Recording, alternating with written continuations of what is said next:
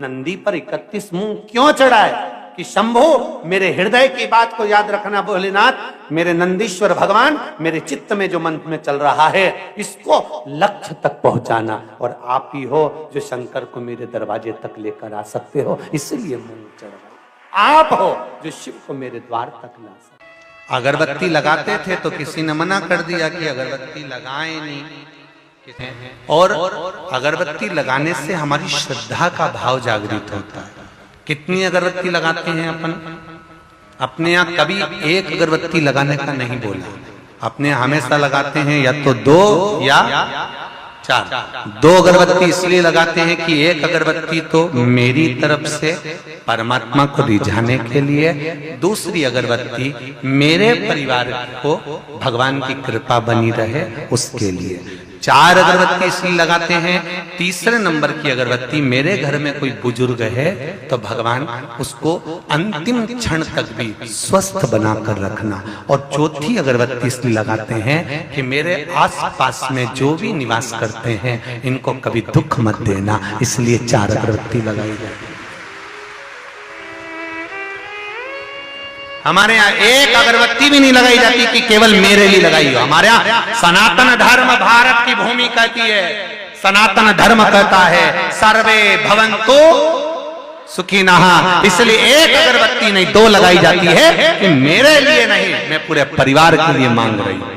भगवान जब हमारे यहाँ महादेव किसको कहा गया? केवल देवों के देव महादेव नहीं, महादेव का मतलब वो होता है कि देवता से मांगा जाता है, जो मांग कर देते हैं वो देव कहलाते हैं। हमने देवता से कहा, गणेश जी से कहा, इनसे कहा, उनसे कहा, दे दो साहब हमको ये दे दो साहब, हमको ये दे दो साहब, पर महादेव एक ऐसे हैं उनको महादेव कहते हैं। मांग कर दे वो देव, और जो बिना मांगे दे देता है उसके दरवाजे पर जाने पर दे देता है वो महादेव। छठ के दिन चाहे अंधेरी की छठ हो चाहे उजाले की छठ हो, किसी भी छठ के दिन अगर षडानंद कार्तिकेय जी महाराज का नाम लेकर 6 बेलपत्र और उस 6 बेलपत्र पर 6 दुर्वा, 6 पुष्प, 6 अक्षत के दाने रखकर षडानंद कार्तिकेय बाबा के स्मरण कर कर शिवलिंग की जो जलाधारी है उस जलाधारी पर जहाँ अशोक सुंदरी का स्थान है उसी के पास में कार्तिकेय जी का स्थान है। किसी भी छठ पर यदि आप बाबा को वो बेलपत्र, वो दुर्वा, वो पुष्प, वो अक्षत का दाना 6 समर्पित करते हैं, किसी भी छठ के दिन, षष्ठी के दिन स्कंद भगवान का नाम लेकर, स्कंदेश्वर बाबा का नाम लेकर, कार्तिकेय बाबा का नाम लेकर यदि समर्पित करते हैं तो जिंदगी में कितना भी कर्जा हो वो कर्जा 3 महीने के अंदर समाप्त होता ही है। कितना भी कर्जा, साथ में आपका परिश्रम, साथ में आपकी मेहनत और आपकी दृढ़ता। 6 बेलपत्र, 6 पुष्प, 6 दुर्वा, 6 चावल के दाने और साथ में अपना परिश्रम पूर्ण करो। छठ के दिन स्कंद भगवान का नाम लेकर, स्कंदेश्वर का नाम लेकर भगवान शंकर के जलाधारी पर समर्पित करो, शिवजी से प्रार्थना करो और अपनी मेहनत को 4 चांद लगाओ। कर्जा चूकेगा जरूर, समाप्त हो जाएगा। कर्जा का मतलब ये नहीं है कि आप कर्जा करे हो तो मेरे से बन नहीं रहा, मेरे प्राण छूट जाए तो अच्छा, मैं तो मर जाऊं, मैं टेंशन में हूं, मैं डिप्रेशन में हूं, बहुत परेशान हो गया, ऐसा हो गया। ना ना, दुख आता है, जब सुख आया, सुख चले गया तो दुख आएगा तो दुख भी जाएगा, दुख भी समाप्त होगा, उसमें क्या विचार कर। ऐसा तो नहीं है कि दुख समाप्त नहीं होगा, दुख नहीं जाएगा। सुख आया है, जब हमारे अच्छे दिन अगर समाप्त हुए हैं तो दुख भी समाप्त जरूर होगा, फिर वापस सुख आएगा। थोड़ा हिम्मत, थोड़ा धैर्य, थोड़ा हृदय पर भाव एकाग्रित करो कि नहीं नहीं, मेरा शंभु, मेरा शंकर, मेरा त्रिकालदर्शी, मेरा कैलाशी, मेरा अविनाशी, मेरा शिव मेरा दुख काट। कहते हैं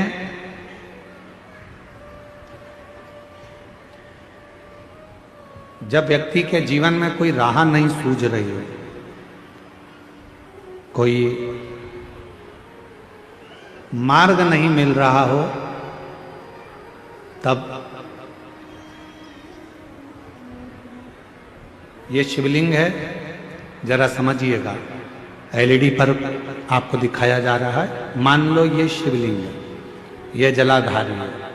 ये जल यहां चढ़ाते हो तो वो पानी बहकर इधर आता है,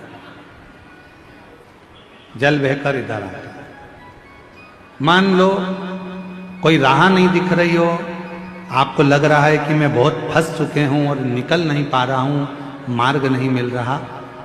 थोड़ा सा लाल चंदन, जहां ये जल बहता है इसके दोनों ओर, इधर गणपति इधर कार्तिकेय, थोड़ा थोड़ा लाल चंदन दोनों जगह पर लगाना प्रारंभ करो और उत्तर की ओर मुख कर कर दक्षिण में खड़े होकर शिव जी को जल चढ़ाना प्रारंभ करो। 3 या 4 दिन तक आपने अगर दोनों जगह पर चंदन लगाकर दक्षिण में खड़े होकर उत्तर की ओर मुख कर कर भगवान के शिवलिंग पर जल चढ़ाया। पहले लगाना चंदन दोनों ओर लाल और फिर जल चढ़ाना। 3 से 4 दिन में स्वयं मेरा भोले बाबा आपको मार्ग निश्चित कर देगा और रास्ते क्लियर कर देगा। ज्यादा दिन नहीं, 3-4 दिन। पृथ्वी पर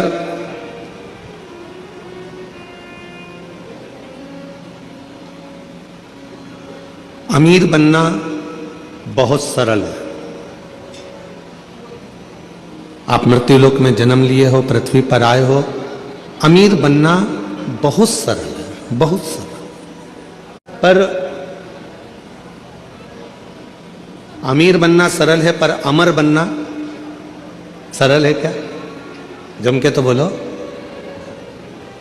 लंका के राजा रावण ने भी यह विचार करा था कि मैं अमर बन जाऊं। कंस ने भी यह विचार करा था कि मैं अमर बन जाऊं। हिरण्यकशिपु ने विचार करा था कि मैं अमर बन जाऊं। हिरण्याक्ष ने यह विचार करा था कि मैं अमर बन जाऊं। अमर बनना कठिन है। अमीर पुराण की कथा कहती है कि अमर बनना भी सरल है। जरूरी नहीं कि हमारा शरीर अमर हो, हमारा शरीर रहे तो हम अमर माने जाएंगे। शिव महापुराण की कथा कहती है अगर अमर होना है तो उसके 4 तरीके बताए गए। उन 4 तरीकों में से कोई एक तरीका आपकी जिंदगी में उतार लो, आप अमर हो गए। कौन कौन अमर होना चाहता है? जम के तो बोलो। सब होना चाहते हो ना अमर? हम भी अमर होना चाहते हैं, ठीक है। 4 तरीके में से कोई सा भी एक तरीका अपनाना है जिससे आप और हम अमर हो जाए। पहला तरीका अपनाने के लिए तैयार हो जाओ। अपनी जिंदगी में एक वृक्ष, एक पेड़ जरूर लगाओ। आप चले भी जाओगे तो वह पेड़ अमर रहेगा। अमर होने के 4 तरीके बताए हैं। पहले नंबर का है वृक्षारोपण। अपने नजदीक में, अपने करीब में कोई अच्छी जगह पर एक वृक्ष लगाओ, उस वृक्ष की परवरिश करो और उस परवरिश को कर कर उस वृक्ष को लगाकर बड़ा करो। हम रहें चाहे ना रहें, वो पेड़ जब तक पृथ्वी पर रहेगा दूसरे को छाया देता रहेगा। लोग तुम्हें याद करते रहेंगे कि हमारे काका जी ने ये पेड़ लगाया।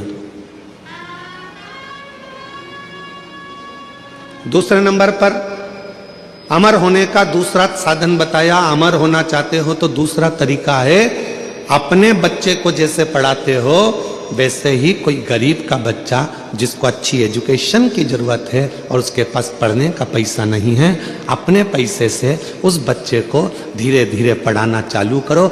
जब वो किसी अच्छे ओहदे पर जाकर बैठ जाएगा समझ लेना कि आप अमर हो गए, आपकी जिंदगी अमर हो गई, आप अमर हो गए।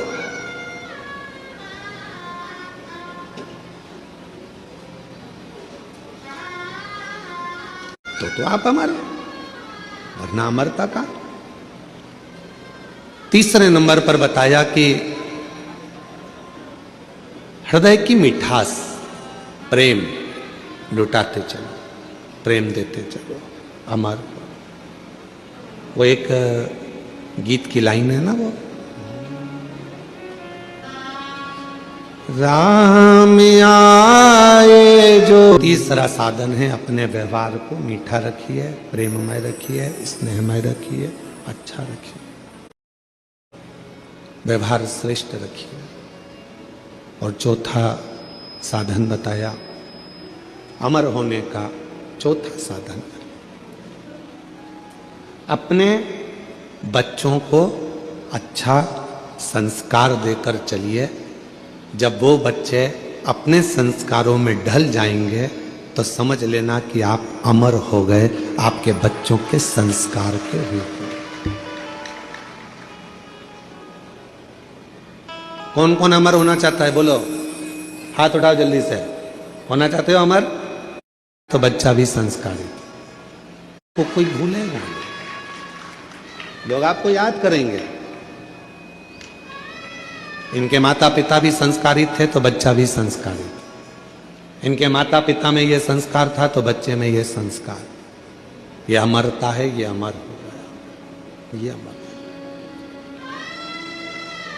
अमीर बनना सरल है पर अमर होना कठिन है।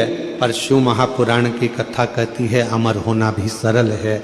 जिसने इन चार में से कोई एक बात को अपनी जिंदगी में उतार लिया तो समझ लो कि वो अमर हो गया। धर्म पत्नी माता सती को लेकर कुंभज बाबा के आश्रम में शिव पुराण की कथा अर्थात भगवत चर्चा करने के लिए गए।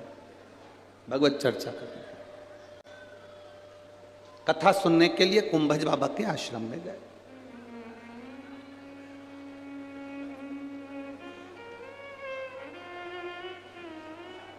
अब जरा विचार करिए, शिव जी माता सती को लेकर कुंभज बाबा के यहां पहुंचे। कुंभज बाबा के हाथ जोड़े, प्रणाम करा, नमन करा। सती मैया ने प्रणाम नहीं करा।